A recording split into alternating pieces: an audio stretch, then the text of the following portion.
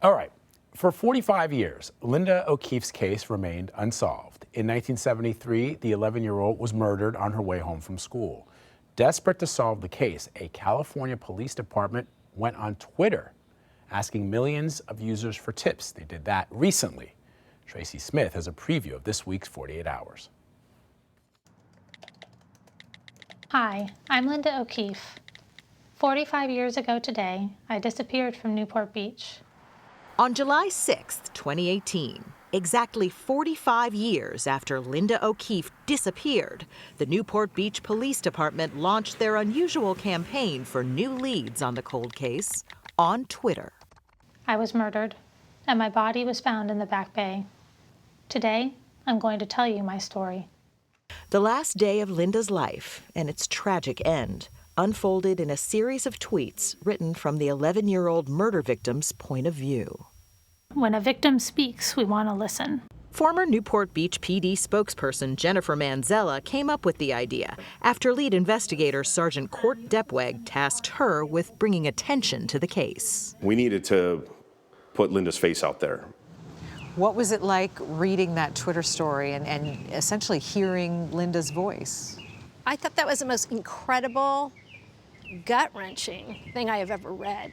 Linda's former classmate, Lisa Christopher, was one of the last people to see her alive in July 1973.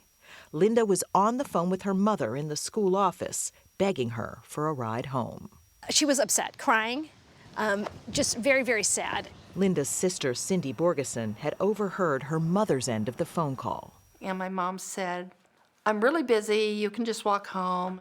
Less than an hour later, eyewitnesses said they spotted Linda talking to a man in a turquoise van. Her body was found the next day along a nature trail.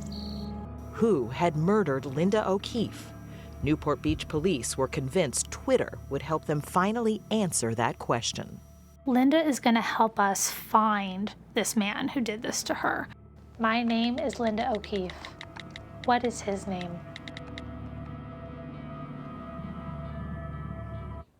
Wow. Here to talk to us more about her reporting is Tracy Smith. Tracy, it's great to see you. So Emery and I, we've talked about this a lot, the use of technology in modern times to solve cold cases that are decades old. I mean, for decades, investigators did not know exactly what happened to Linda O'Keefe. Was this a high-profile case when it happened, and what caused it to go cold? It was a high-profile case. Everybody in Newport Beach knew about this. Everyone was searching for this little girl. The police deployed all of their resources, but they came up with nothing. And when they found her body, the crime scene really didn't yield a lot of clues, and so the case went cold. So your story mentions a man in a van. Were there any leads on who he might be at all?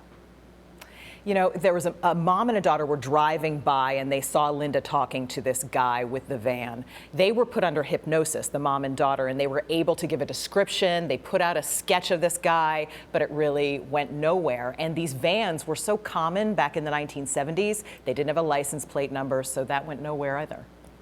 Wow. So was there any DNA recovered at the crime scene?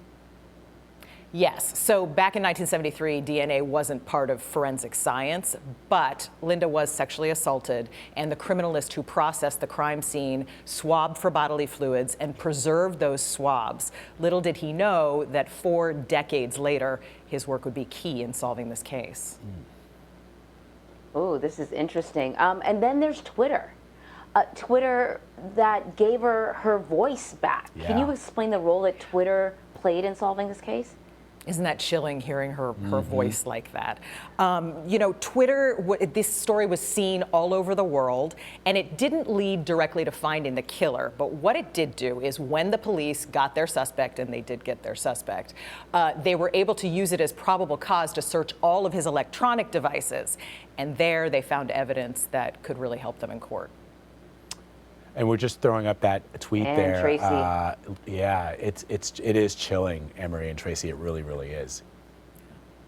Well, just the beginning of that little sort of the tease video that we played, when I heard the first 2 lines, I sort of, shot up. Yep. And I was like, wait a minute. I thought, I thought she was dead. I can see why, following the story through Twitter caught the attention of so many people. And so, we know that someone was caught, and I can't wait to hear how it went from Twitter to a suspect being picked up. Tracy, fascinating stuff. Thank you so much. Thank you. You can watch 48 Hours, #Linda's Story tomorrow at 10, 9 Central on CBS. You can also stream it on Paramount Plus.